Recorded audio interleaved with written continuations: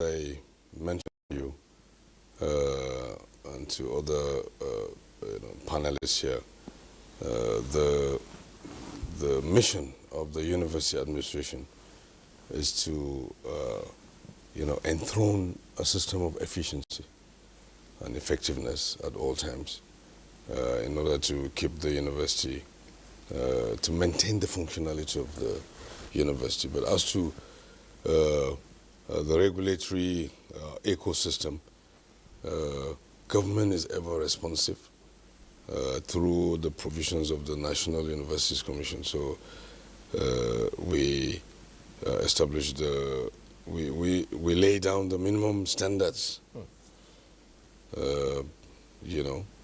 for the universities, the curriculum. Starts with the curriculum, because that's where all the regulatory elements, the curriculum, the minimum standards is a stepping stone. We also, in recent years, have encouraged the setting of internal quality assurance culture. You don't have to wait for the National Universities Commission to come. Always like waiting for the policeman to always keep your toilets clean. We want universities to be in the vanguard, to spearhead quality assurance, to buy in. This is one way. And quality is that notion that all your operations must be seen to be at full strength all the time. We undertake program planning, where we come back on a periodical basis with a checklist of items, and then we do accreditation. And that's a peer review process where we confirm conformity, or otherwise to extend regulatory provisions. And now we also, in recent years, move beyond program accreditation. What that means is that you're not strictly looking at, for instance, the discipline of botany, or cybersecurity. We're looking at the entire gamut of learning, from governance, student welfare, the intra and inter community relationship, and the interface, the nexus between the universities and the publics, government departments, the National Assembly, for instance. And so therefore, yes, there are various dimensions to regulating universities. And I mentioned the issue of visitation panels.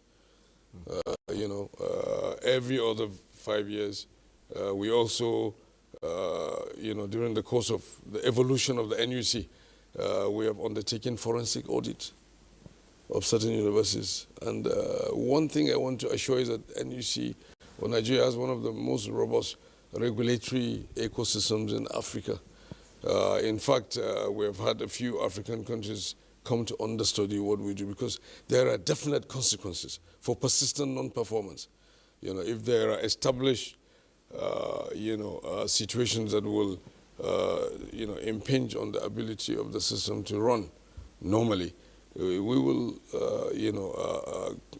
evoke and call the shots. We have suspended licenses, for private universities. Even for some state government universities, state-owned universities, we have also suspended their operations, for instance. So the system must respond.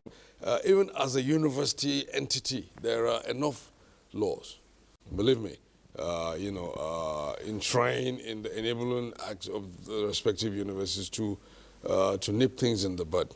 And the NUC provides the general,